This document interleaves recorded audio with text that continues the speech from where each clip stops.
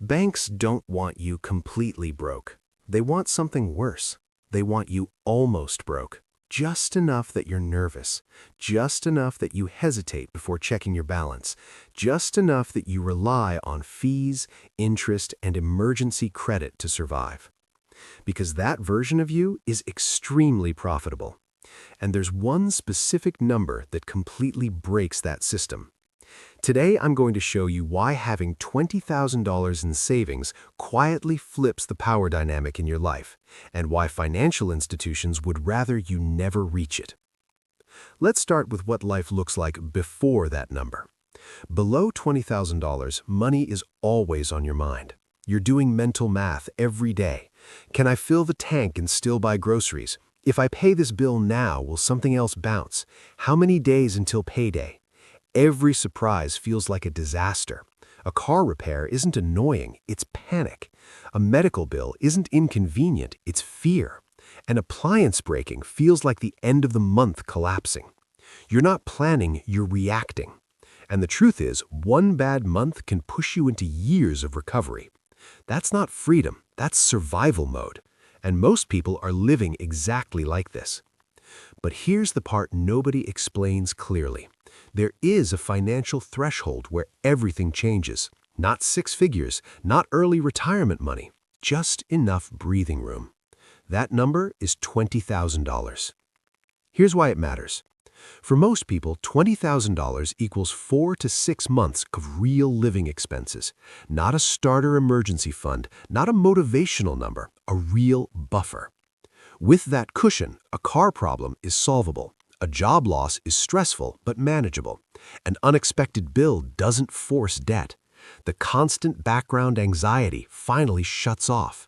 You stop living on edge. But here's where it gets interesting. Once you cross that line, you stop being a good customer for your bank. Let me explain.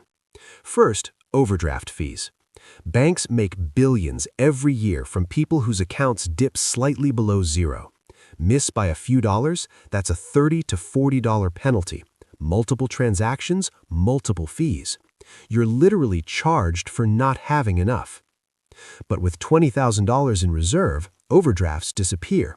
No mistakes, no fees, no profit for them. Second, emergency borrowing. When you're short on cash and something goes wrong, your options are awful. High-interest credit cards, payday loans, personal loans with brutal terms. Desperate money is expensive money. But when you have savings, emergencies don't require lenders. You move money. That's it. No interest, no applications, no one earning off your stress. Third, credit card interest. People below this threshold often carry balances because they have to. They don't use credit for convenience, they use it for survival. That interest quietly drains hundreds or thousands every year. But once you have savings, cards become tools, not lifelines. You pay the statement in full, you keep the rewards, and you give the bank nothing. Internally, they have a name for customers like this. They call them deadbeats because you use the system without feeding it. Fourth, account fees. Many banks charge monthly fees unless you keep a minimum balance. People living paycheck to paycheck can't hold those balances consistently, so they pay every month just to access their own money. But with real savings, minimums are irrelevant. Fees disappear. Another income stream gone. And finally, the most important one, stress. Financial stress makes people predictable. They rush decisions, they accept bad deals, they finance things they shouldn't, they buy emotionally. Stressed people are easy to monetize. But savings changes how your brain works. Below $20,000, your mind is in scarcity mode. Everything feels risky, every choice feels dangerous, long-term thinking shuts down. Above it, you enter stability mode. Not rich, not carefree, just calm. You can walk away from bad offers. You can negotiate without fear. You can wait. And that changes everything. Think about work.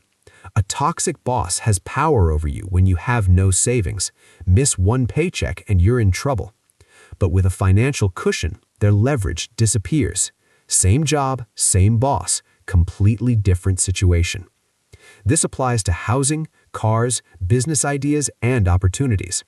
When you're broke, everyone else has options. When you have savings, you do. So how do you actually get there? Not with hacks, not with motivation, with consistency. First, find any gap between income and expenses, even $50. Second, automate savings so it moves before you touch it. Third, treat saving like rent, non-negotiable. Fourth, direct bonuses, refunds, or unexpected money to the goal. And fifth, cut one thing you truly don't care about and redirect it. If you save $400 a month, that's nearly $5,000 a year. In a few years, you cross the line. Those years will pass anyway. The difference is where you land. Most people reach $20,000 faster than they expect because momentum kicks in. And once you're there, the game changes. You stop playing defense. You stop reacting. You stop feeding fees and interest. You move from being the product to being the customer. $20,000 isn't wealth, but it is power. It's the moment you stop being easy money. If this helped you see why that first milestone matters, subscribe. I break down money the way it actually works, not the way banks want you to think it works. Comment below, where are you right now on the road to $20,000? Stack steadily, stay patient. I'll see you next time.